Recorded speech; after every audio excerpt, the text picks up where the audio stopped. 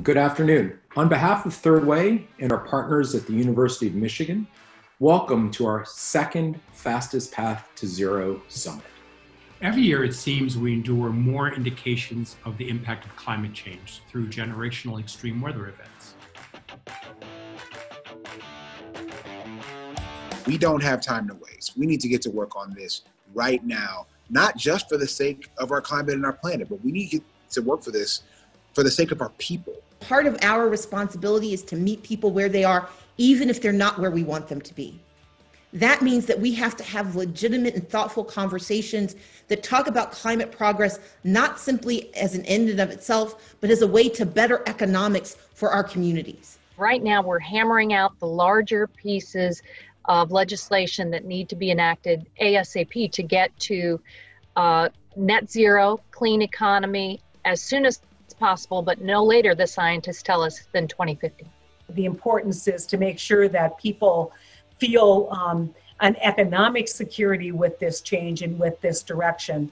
And if we can do that, I think we can bring the entire country along on a very aggressive climate policy that will get us to net zero.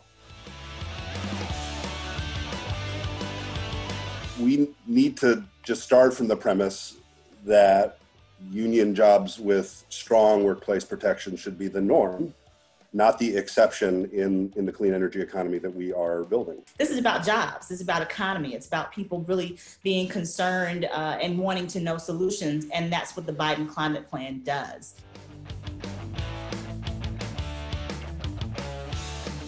The Vice President's plan, as well as the House Democrats' plan that the Select Committee released and that the Senate Democratic Caucus released, all of them approach addressing climate change through 100% clean, including carbon capture for natural gas, including nuclear, including innovation into advanced nuclear and storage, because there's a recognition that different states and different circumstances are going to require a different mix of both firm and variable electricity resources like renewables and these other assets. The science says we need carbon capture to make it work, to reach our goals. The object is not to keep fossil fuels in the ground. The object is to keep emissions out of the air. And so that means things like carbon capture. That means things like electrified vehicles. That means advanced nuclear has to be part of the mix. It means that we shouldn't lose our nuclear plants, our existing nuclear fleet.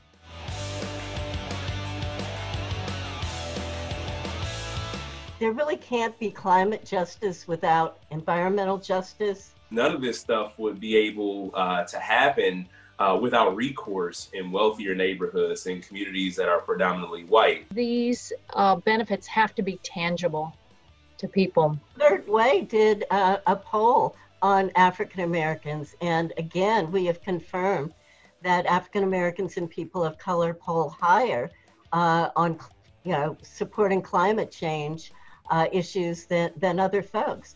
There's prejudice all the way up the stem line.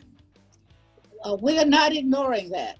We are attempting to address it through legislation, through research, and embracing what the findings might be.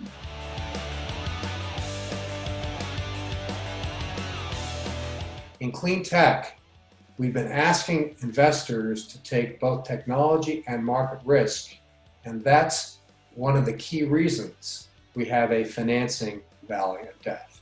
Specifically on the innovation question, we routinely see support above 60%, even when you throw in pro-con or even partisan arguments on each side of these questions. The federal government, I think, can play a big role. It already has these programs, the SBIR and the STTR program, for example, to engage in some of these small demonstration projects to get products to market.